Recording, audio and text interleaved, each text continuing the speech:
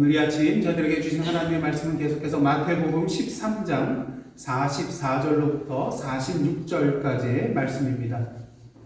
길지 않기 때문에 저 여러분 한 목소리로 함께 합독하시겠습니다. 천국은 마치 밭에 감추인 보화와 같으니 사람이 이를 발견한 후 숨겨두고 기뻐하며 돌아가서 자기의 소유를 다 팔아 그 밭을 사느니라.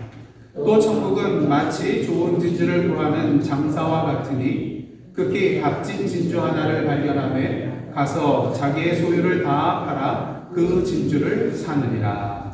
아멘. 이는 하나님의 말씀입니다. 이 시간 여러분께 그림 하나를 보여드리도록 하겠는데요. 수채화 그림입니다. 만약 여러분이 이 그림을 사신다면 얼마에 사시겠습니까? 10,000원 있으세요? 100,000원 사시겠어요? 이 수채화예요. 이틀 만에 그린 그림이라고 하더라고요. 사실 이 그림은요, J.K. 롤링이 쓴 그 해리포터 시리즈 있잖아요. 거기 1편에 그 해리포터가 마법사의 돌 초판의 원본 표지로 사용된 원본 그림이 바로 이 그림입니다. 그래서 이제 다음 달 6월 26일에 뉴욕 소더비 경매에 매물로 이게 나올 예정이라고 하더라고요.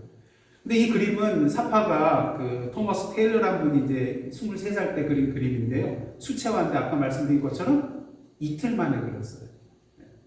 그런데 이 그림의 예상 낙찰가가 얼마인지 아세요? 60만 불. 그러니까 우리나라 돈으로 하면 한 8억 2천만 원 정도 예상을 한다고 합니다. 그도 그럴 것이 이 그림이 경매에 나온 지 2번째거든요. 그러니까 처음 경매에는 2001년에 나왔었는데 그때는 10만 6천 달러에 낙찰이 되었다고 합니다. 그러니까 요새 물가도 오르고 시간이 지날수록 더 가치가 올라가잖아요. 그러니까 전문가들은 아마 한 60만 불 정도 선에서 낙찰이 되지 않을까 그렇게 예상을 한다고 합니다. 근데 여러분이라면 이 그림 60만 불에 사겠어요? 저도 절대 안 삽니다. 왜냐면 저에게는 그만한 가치가 없거든요. 사실 이 그림을 사려면 집 팔고 차 팔고 해도 은행에서 엄청나게 대출을 받아가지고 사야 되는데 여러분 집도 없이 차도 없이 아무 재산도 없이 이 그림 그냥 한 장 들고 있다는 거 끔찍합니다. 그만큼 저에게는 이 그림이 가치가 없는 것이죠. 하지만 이 그림이 경매에 나왔을 때 분명히 한 60만 불 정도 돈을 주고 이 그림을 살 사람이 있을까요? 없을까요? 있을 것입니다. 왜? 그 돈을 주고 이것을 소장할 만한 가치가 있다고 생각하는 사람이 있기 때문인 것이죠. 무엇을 말합니까? 사람마다 가치 기준이 다 다르다는 거예요. 그러게 어떤 사람은 좋은 옷을 사는데, 또 어떤 사람은 맛있는 음식을 먹는데, 또 어떤 사람은 좋은 여행지에 가는데 돈을 더 사용하게 되는 것이죠. 자신의 가치 판단에 따라 이렇게 나눈다는 것입니다. 사실 가치라는 것은요, 크게 절대적인 가치와 또 상대적인 가치로 나눠볼 수가 있습니다. 절대적인 가치는 무엇입니까? 시간과 공간과 시대와 지역을 초월해서 누구나 예외 없이 좋다고 또 바람직하다고 받아들일 수 있는 것으로 절대 보편의 가치라고 할 수가 있겠습니다. 그럼 반면 상대적인 가치는 무엇일까요? 시간과 장소와 상황과 사람에 따라서 그 내용과 선호하는 것이 달라지는 가치라고 할 수가 있겠습니다. 여러분 세니타이저, 손세정제 그냥 $1면 살 수 있는 그런 거예요. 마스크도 어떻습니까? 싼 값에 살 수 있는 거예요. 비싸지가 않습니다. 근데 팬데믹 코로나 사태가 딱 터지고 나서 어떻게 됐을까요? 급속도로 가격이 상승을 합니다. 그 전에 이제 저희도 대면 예배를 준비하기 위해서 세니타이저를 구입을 하는데 그때 60불인가 80불인가 주고 한 통, 큰 거 한 통을 샀어요. 지금 사면은 뭐 20불도 채 안 되는 그런 가격인데 마스크는 어떻습니까? 부르는 게 값이었어요. 그래서 돈이 있어도 많이 준다 해도 없어서 못 사는 그러한 지경이 되었던 것을 여러분들 기억하실 것입니다. 오래된 이민 1세대 분들 어떻습니까? 지금은 비싸게 돈 주고 사야 되지만 예전엔 정육점에 가면은 이렇게 기다란 뭐를 공짜로 얻을 수가 있었어요. 속꼬리. 우리 한국 사람에게는 가치 있는 거지만 미국 사람에게 이게 별로 가치 없는 거거든요. 근데 한국 사람이 이거를 보니까 잘 먹거든요. 또 돈 주고 팔거든요. 돈 받고 팔거든요. 그러니까 이것이 값이 오르게 된 것입니다. 전에는 가치 없었는데 지금은 또 가치 있게 된 것이죠. 그렇다면 금은 어떨까요? 그래도 금은 절대 가치가 아닌가. 모든 사람들이 좋아하잖아요. 금붙이라고 하면은 모든 사람들이 야 이거야말로 정말 값어치가 있고 좋은 것이라고 생각을 하잖아요. 그리고 세계 통화도 어떻습니까? 이 금값에 의해서 왔다 갔다 하는 것, 기준이 되는 것을 볼 수가 있습니다. 그런 면에 있어서 금은 그래도 절대 가치처럼 보여요. 하지만 그렇지가 않습니다. 만약 여러분이 이제 무인도에 가서 살아야 된다고 하고 다만 여러분이 3가지 골라서 가져갈 수 있습니다. 무인도로. 그렇다면 이 3가지 중에 금을 고르실 분이 계신가요? 없을 거예요. 무인도에서 금붙이가 무슨 소용이 있겠어요? 라이터라든가 톱이라든가 하여튼 연장이라든가 이런 거 가지고 가시겠죠. 다시 말해서 금도 절대적 가치가 아니라 어떤 가치예요? 상대적 가치라는 것입니다. 이처럼 상대적 가치는요 절대적인 게 아니에요. 항상 변해요. 그러기 영원한 것이 아닙니다. 하지만 우리는 어떤가요? 오늘도 우리는 어떤 가치에 매달려 자꾸 살아갈까요? 상대적인 가치에 매달려 살아가고 있더라고요. 제3세계 국가를 보면은 그 사람에 비해서 우리는 너무나도 잘 살고 있는 거예요. 그럼에도 불구하고 나보다 잘 사는 옆집을 바라보면서 신세한탄하고 나는 왜 이렇게 불행할까? 불만족 가운데 살아가는 것을 우리가 보게 됩니다. 전에도 한번 말씀드린 적이 있는데 제가 어렸을 때 누가바 아시잖아요. 그때 제가 사 먹을 때가 50원이었던 것 같아요. 누가바를 사서 행복한 마음으로 이렇게 딱 한 입 깨물며 나오는데 제 친구가 뭘 사서 먹고 있었을까요? 브라우르콘. 그때 100원인가 150원인가 그랬던 것 같아요. 조금 전까지만 해도 누가바를 딱 먹으면서 그냥 행복에 겨워서 있었던 제 마음이 어떻게 됐을까요? 그 브라보콘을 보는 순간 그 모든 행복이 다 사라지고 그 마음속에 뭐가 깃들었을까요? 부러워하는 마음. 나는 왜 저 브라보콘을 못 먹을까? 혹시 여러분 오늘도 행복을 누리지 못하며 살아가고 계십니까? 불행하다는 생각이 드십니까? 그렇다면 잘 살펴보세요. 혹시 내가 절대적인 가치가 아닌 상대적인 가치를 붙잡고 매달려 살아가고 있지는 않은지. 그렇다면 우리가 붙잡아야 할 절대적인 가치는 도대체 무엇일까요? 영국의 사상가 토마스 모어는요, 1516년 당시 영국의 부조리한 그런 현실을 고발하고 새로운 희망을 담은 유토피아라는 그런 소설책을 발간을 했습니다. 그런데 이 책에서 유토피아라고 불리는 상상의 섬에 대한 내용을 기술하는데요. 이 유토피아 섬에 사는 모든 사람이 행복을 누리고요. 또 인류가 도달해야 될 그런 이상적인 나라로 그렇게 묘사하고 있는 것을 우리가 보게 됩니다. 근데 정작 이 유토피아라는 말이 어떻게 생겼냐면요. 그리스어 2 단어가 합쳐진 말이에요. 그러니까 없다라는 뜻의 우라는 단어하고요. 그 다음에 땅이나 장소를 의미하는 토포스라는 그런 말이 합성이 돼서 유토피아라는 말이 생겨난 것입니다. 그러니까 이 2 단어의 의미를 합하면 뭐가 돼요? 어디에도 없는 곳, 없는 장소. 그러니까 현실 세계에는 결코 존재하지 않는 그곳이 바로 어떤 것이라는 거예요? 우리가 꿈꾸고 있는 유토피아라는 거예요. 자, 그러면 우리가 이 땅에 살아가는 동안 이러한 이상적인 그런 땅, 참된 행복을 누리지 못하며 살아가야 하는 것일까? 그렇지는 않습니다. 누군가 이런 말을 하더라고요. 한번 보여주시길 바랍니다. 한번 천천히 다 함께 읽어보도록 하겠습니다. 행복은 자신이 가지고 있는 것과 자신이 원하는 것 사이에 얼마만큼의 차이가 있느냐에 달려있다. 지금 여러분이 가지고 있는 것은 무엇입니까? 그리고 여러분이 지금 원하고 있는 것은 무엇입니까? 그 차이에 따라서 여러분의 행복의 정도가 달라진다는 것이죠. 우리는 그리스도인으로서 오늘도 천국 소망을 품고 살아가는 자들입니다. 우리가 원하는 바는 뭐라는 거예요? 하나님의 나라, 천국이라는 것이죠. 당연합니다. 이 천국이라는 것은 지난번에 팔복 이야기를 말씀드릴 때도 한번 말씀드렸는데 이 하나님의 나라라는 것은 앞으로 예수 그리스도께서 재림하시는 그 마지막 날에 우리가 온전하게 누릴 것이지만 동시에 오늘 이 땅, 이 시간 속에서도 누릴 수 있는 것이라고 말씀을 드렸습니다. 왜냐하면 하나님의 나라는 뭐예요? 하나님의 통치가 이루어지는 것. 오늘도 하나님의 다스림이 이루어지고 있는 곳이 바로 하나님의 나라이기 때문인 것입니다. 그런 의미에서 예수 그리스도를 믿고 구원받아 하나님의 자녀, 하나님의 백성이 된 우리는 지금 누구의 통치를 받고 있는 거예요? 누구의 다스림 안에 있는 거예요? 네, 하나님 안에 다스림을 받고 통치받고 있다는 것이죠. 그러게 우리는 장차 미래에 올 하나님의 나라를 온전히 누리게 될 자이기도 하지만 이미 그 나라를 지금 이 시간 소유하고 맛보고 누리는 자라고 할 수가 있다는 것이죠. 그럼에도 불구하고 우리가 행복하지 않은 이유는 도대체 무엇일까요? 그 이유는 하나입니다.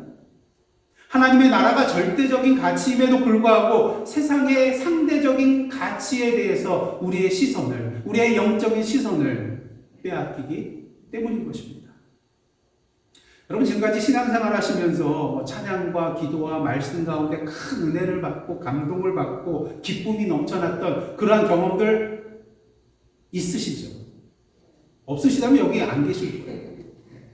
때로는 옛날 저도 어릴 때는 막 부흥회 많이 했잖아요. 요새는 사경회를 많이 하는데 그때 부흥회 떴습니까? 그냥 주로 성령에 관련된 찬 불러 충만하. 네. 저도 어렸을 때 뭣도 모르고 그냥 부흥회 가서 그냥 찬양하고 내가 찬양하다 보면은 이제 말씀 시간이 졸리더라고요. 그래서 막 졸고 엎어져서 그 앞에 부딪혀서 코피 났던 일도 있고 그런데요.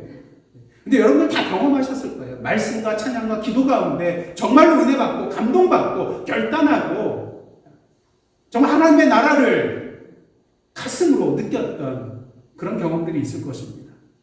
그런데 어떤가요? 교회 문을 나서면서부터 시간이 갈수록 어떻습니까? 그 은혜와 감동과 기쁨이 조금씩 사라져가요. 왜 그렇습니까?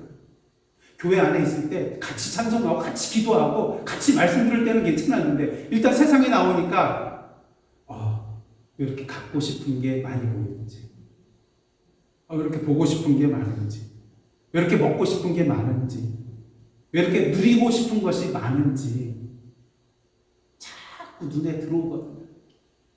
그리고 그것들이 뭐보다 더 좋아 보여요? 하나님의 나라보다도 훨씬 더 좋아 보이거든요. 그렇게 하나님께서 오늘 우리에게 이 두 가지 비유의 말씀을 주고 계시는 겁니다. 하나는 밭에 감추인 보화의 비유고요. 하나는 값진 진주의 비유입니다.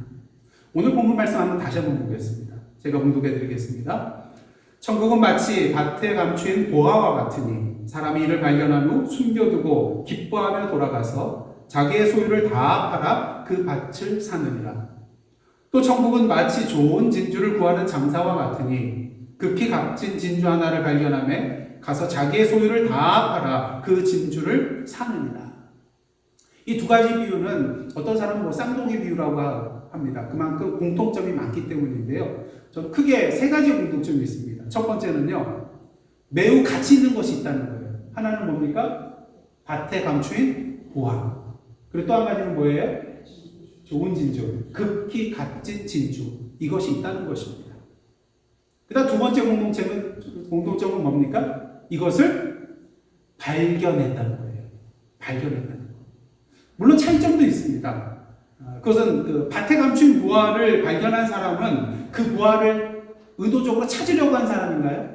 아니에요. 그냥 우연히 발견한 거예요. 반면 좋은 진주를 만난 사람은 어떤 사람입니까? 찾아다녔던 사람이에요. 그러니까 아마 진주 장사였던 것 같아요. 그러니까 그게 극히 비싼 그런 진주를 알아보고 발견했던 것이죠. 이를 통해서 우리는 무엇을 보게 됩니까? 하나님의 나라라는 것은요, 갈망하고 찾는 사람에게도 하나님께서 발견하도록 보여주시지만 그렇지 않더라도 우연히 발견할 수 있도록 보여주시는 분이 바로 우리 하나님이시라는 것입니다. 근데 중요한 것은요, 이 보화와 진주를 발견했다고 해서 하나님의 나라를 소유하고 누리게 되는 것은 아니라는 거예요. 그래서 세 번째 공통점은 뭡니까? 발견하면 어떻게 합니까? 돌아가서 소유를 다 팔아 샀다는 거죠. 무엇을 말합니까? 이 보화와 진주에 뭘 알아봤다는 거예요? 가치를 알아봤다는 거예요. 특히 진주의 경우를 보시면 어떻게 표현되고 있습니까? 극히 값진 진주라고 표현되어 있습니다. 여러분, 이 세상에 많은 진주들이 있는데 그 중에서 극히 값진 가장 최상의 진주는 몇 개일까요? 단 하나예요. 그러니까 오늘 본문에서 발견된 그 진주는 가장 이 세상에서 가치 있는 진주라는 것이죠. 그러게 어떻게 합니까? 자신의 소유를 다 팔아 진주를 사게 된 것입니다. 이는 무엇을 말합니까? 절대적인 가치를 얻기 위하여 어떤 가치를 팔았다는 거예요? 상대적인 가치를 팔았다는 거예요. 물론 오늘 비유의 말씀은요, 우리의 힘으로 우리가 가지고 있는 것을 팔면은 하나님의 나라를 내가 살 수 있다, 그것을 말하는 건 아니에요. 잘못하면 우리 힘으로 하나님의 나라를 차지할 수 있다, 그렇게 될 수가 있거든요. 근데 오늘 비유의 말씀은 그러한 차원이 아닙니다. 오늘 비유의 핵심은요, 하나님께서 발견케 해주신 그 하나님의 나라에 대하여 우리가 어떻게 반응해야 하는가를 말씀해 주시는 것이 오늘 본문의 핵심이라고 할 수가 있어요. 왜냐하면 하나님의 나라는 그 가치를 아는 자만이 얻고 누릴 수 있는 것이기 때문인 것입니다. 하나님의 나라의 가치를 아는 자만이 다른 가치를 기꺼이 내려놓을 수 있기 때문인 것이죠. 어떤 사람은 오늘 비유의 말씀을 가지고 하나님의 나라를 소유하기 위해서는 내가 가진 그 모든 것들을 포기하고 희생해야만 한다, 여기에 강조점을 두는 그런 분들이 계세요. 물론 그렇습니다. 포기하고 희생을 해야 돼요. 나의 모든 것을 다 팔아야 되니까. 근데 우리는 분명히 알아야 됩니다. 이 하나님의 나라를 위한 포기와 희생은 눈물을 머금고 슬픔 가운데 어쩔 수 없이 이것을 내다파는 게 아니라는 것이죠. 오늘 44절 말씀 한번 보도록 하겠습니다. 다 함께 읽겠습니다. 시작. 천국은 마치 밭에 감추인 보화와 같으니 사람이 이를 발견한 후 숨겨두고 기뻐하며 돌아가서 자기의 소유를 다 팔아 그 밭을 사느니라. 눈물을 머금고 슬픔 가운데 자신의 재산을 판 것이 아니라 기쁨으로 했다는 거예요. 즐거운 마음으로 했다는 거예요.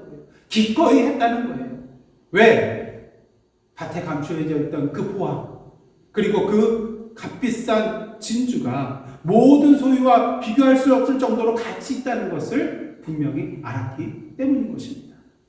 이것은 무엇을 말하냐면요, 하나님의 나라라는 것은 이것을 소유하기 위해서는 포기와 희생이 따르지만 그 포기와 희생은 기쁨과 즐거움으로 행할 수 있는 자발적인 포기와 자발적인 희생이라는 거예요. 기꺼이 할 수 있는 거라는 거죠. 저는 포커를 잘 할 줄은 모르는데 포커에서 가장 높은 패가 뭐죠? 로얄 플러시. 로얄 플러시. 에이스, 그 다음에 이제 J, K, Q 다 있고요. 그 다음에 10. 그래가지고 같은 모양으로 돼 있을 때 이걸 이제 로얄 플러시라고 하죠. 이걸 이길 패는 없어요. 한국에서 하투로 말하면 뭐예요? 뭐 잡은 거예요? 38 광땡 잡은 거예요. 38 광땡. 이게 더 잘 이해가 되시죠? 근데 만약에 여러분이 이제 이걸 포커를 하시거나 뭐 하시는데 이 로얄 플러시를 잡았다고 한번 생각을 해보세요. 예. 뭐 해야 돼요? 자기가 가지고 있는 모든 걸 올 인 해야죠. 여러분, 이렇게 올인할 때 두렵고 떨리는 마음으로 할 사람이 있을까요? 없어요. 즐겁고 기쁜 마음으로 올인할 겁니다. 왜? 로얄 플러시를 잡았잖아요. 그럼에도 불구하고 올인하지 못하는 경우가 있습니다. 어떤 경우일까요? 하나밖에 없어요. 이 포커의 패가 어디가 높고 낮은지 몰라서 로얄 플러시를 잡았는데 이게 어디에 해당되는지 잘 모를 때, 그 가치를 모를 때는 올인할 수가 없어요. 하나님의 나라도 마찬가지입니다. 하나님의 나라를 발견했다면 그 가치를 제대로 알고 올인을 해야 되는데 그렇지 못할 때가 있다는 거예요. 마가복음 10장에 보시면 한 사람이 예수께 나와서 무엇을 해야 영생을 얻겠습니까? 질문을 합니다. 예수께서 계명에 대해서 말씀하시고 저는 그 어려서부터 그거 다 지켰어요. 그러자 예수께서 뭐라고 말씀하십니까? 마가복음 10장 21절로부터 23절입니다. 예수께서 그를 보시고 사랑하사 이르시되 내게 아직도 한 가지 부족한 것이 있으니 가서 내게 있는 것을 다 팔아 가난한 자들에게 주라. 그리하면 하늘에서 보화가 내게 있으리라. 그리고 와서 나를 따르라 하시니 그 사람이 어떻게 됩니까? 재물이 많은 고로 이 말씀으로 인하여 슬픈 기색을 띠고 근심하며 가니라. 그리고 예수께서 제자들에게 뭐라고 말씀하십니까? 재물이 있는 자는 하나님의 나라에 들어가기가 심히 어렵도다. 못 들어간다는 말씀은 아니에요. 다만 심히 어렵다는 거죠. 예수께서 이 사람에 대하여 재물이 많은 거로 슬픈 기색을 띠고 근심하여 갔다라고 말합니다. 그리고 재물이 있는 자는 하나님의 나라에 들어가기가 심히 어렵다고 말씀하셨습니다. 어느 정도 어려울까요? 누가복음 18장 25절 한번 다 함께 읽겠습니다. 시작. 낙타가 바늘기로 들어가는 것이 부자가 하나님의 나라에 들어가는 것보다 쉬우니라. 이 정도면 못 들어간다고 봐야죠. 근데 어떤 아이가 우스갯소리로 그러더라고요. 뭐 이렇게 쉬운 걸 뭘 그렇게 걱정하십니까? 낙타보다 더 큰 바늘을 만들어가지고 그 바늘 위에 낙타를 집어넣으면 되는 건데. 똑똑한 것 같아요. 그래도 부자가 하늘나라에 들어가는 것, 천국에 들어가는 건 쉬운 일이 아닙니다.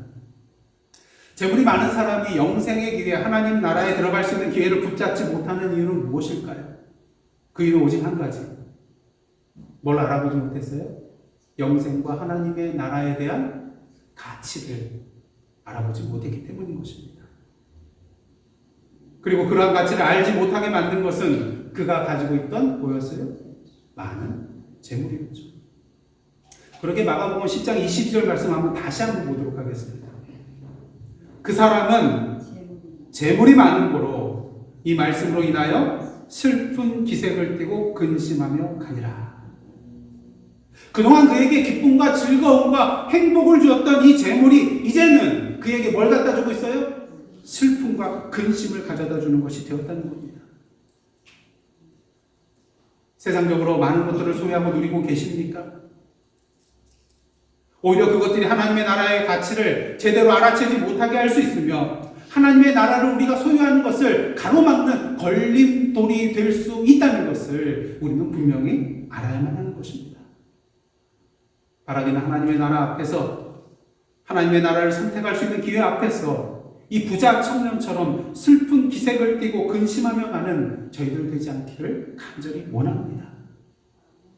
기쁨과 즐거움으로 자신의 소유를 팔아 감추인 보화와 또한 값진 진주를 사는 저와 여러분의 복된 삶의 발걸음 되기를 간절히 소원합니다.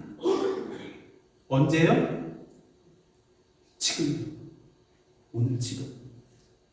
보화 진주를 발견한 사람은 어떻게 했습니까? 바로 가서 자신의 소유를 다 팔아 그 밭과 진주를 샀습니다. 왜?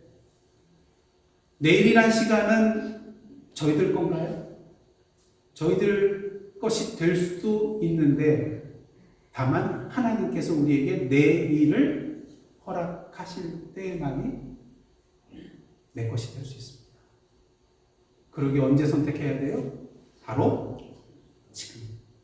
바로 지금 선택해야 된다는 것입니다. 그렇다면 어느 수준까지 우리의 소유를 팔아야 하는가? 오늘 말씀처럼 자신의 소유를 다 팔아. 다 팔아. 오늘 하나님께서 우리에게 원하시는 것은 우리의 일부가 아니에요. 내가 가지고 있는 모든 것을 원하고 계십니다. 그리고 그 모든 것 안에는 우리의 소유물뿐만 아니라 우리 자신도 포함이 되어 있다는 것을 알아야 합니다.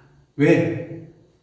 하나님의 나라를 소유한다는 것은 궁극적으로 내가 하나님의 나라를 소유하는 것이 아니라 하나님께서 나를 소유하는 것이기 때문입니다.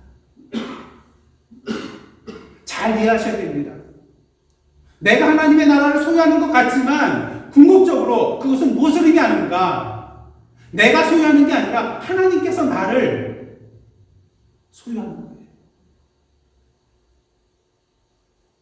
우리가 하나님의 소유가 된다는 것은 하나님의 나라의 백성과 하나님의 나라의 자녀가 되어서 하나님의 나라를 누리게 되는 것을 말합니다.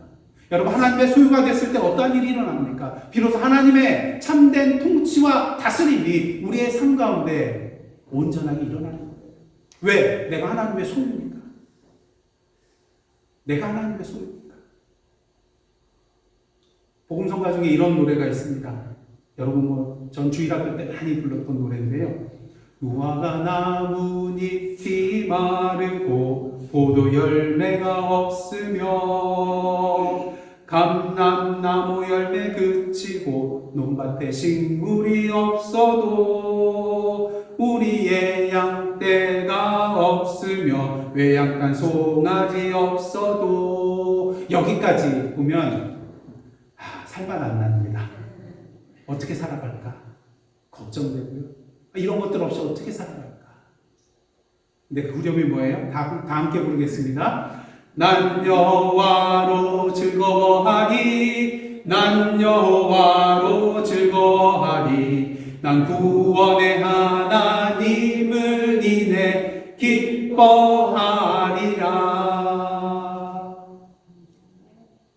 이 찬양은 하박국서 3장 17절부터 18절에 나오는 하박국의 찬양으로 만든 그런 복음성가입니다. 여러분, 하박국의 즐거움과 기쁨은 결코 소유와 소출의 풍성함에 있었던 것이 아닙니다. 그의 즐거움과 기쁨은 어디에 있었습니까? 바로 여호와 하나님께 있었다는 것을 우리는 분명히 보게 되는 것이죠. 그가 이렇게 찬양할 수 있었던 이유는 무엇입니까? 세상의 상대적인 가치가 아닌 영원하고 절대적인 가치가 과연 무엇인가를 분명히 알았기 때문인 것이죠. 그 가치가 누구에게 있어요? 하나님께 있고 하나님의 나라에 있다는 것을 알았기 때문에 이러한 찬양을 할 수 있었던 것입니다. 사도 바울과 다윗을 보시길 바랍니다. 모든 상황 속에서 어떠한 상황에서든지 여호와 하나님을 찬양하는 자들이었습니다. 사도 바울은 어떻습니까? 예수 그리스도를 아는 지식이 가장 고상하고 가장 가치 있다는 것을 알았기 때문에 자신의 세상적인 그 상대적인 모든 가치들을 다 배설물로 여기고요. 모든 환난과 고난과 궁핍과 어려움과 심지어 죽음 앞에서도 일체에 자족하는 비결을 깨달은 자로서 살아갔던 자가 바울입니다. 다윗은 어떻습니까? 수많은 위기와 고통과 어려움과 죽음의 위기 속에서도 결코 하나님을 버리지 않냐고 등지지 않냐고 하나님께 원망하지 않냐고 오히려 하나님께 찬양함으로 나아갔던 자가 바로 다윗입니다. 그럴 수 있었던 이유는 무엇입니까? 시편 23편의 고백처럼 여호와 하나님께서 자신의 무엇이 되어주시는 것을 알았기 때문에요. 목자 되시는 것을 알았기 때문에 주님의 목자 되신 주님의 양으로 살아가는 것이 참된 기쁨이요 행복이요 영원한 삶이라는 것을 깨달았기 때문에 그들은 모든 상황 속에서도 사망의 음침한 골짜기를 다닐지라도 해를 두려워하지 아니하며 그 하나님만 바라보며 믿음으로 나아갈 수 있었던 것입니다. 그러기 뭐라고 고백합니까? 여호와는 나의 자신이 내게 부족함이 없으리로다. 바라기는 오늘도 하나님의 나라의 절대적인 가치를 발견하고 기쁨으로 자신의 소유를 다 팔아 감추인 보화가 있는 그 밭과 극히 값진 진주를 사서 하나님의 소유로서 하나님의 백성으로서 이 땅에서 하나님의 나라를 미리 맛보고 누리고 경험하며 찬송으로 나아가는 저와 여러분의 복된 발걸음 되시기를 주님의 이름으로 축원합니다. 기도하시겠습니다. 하나님 나라의 절대적인 가치를 아는 자로서 오늘도 우리의 상대적인 가치와 우리 자신을 기쁨으로 주님 앞에 내려놓고 오늘도 하나님의 통치와 다스림 가운데 하나님의 나라를 미리 맛보고 누리며 살아가는 저희들의 복된 삶 되게 하여 주옵소서. 예수님의 이름으로 기도드리옵나이다. 아멘.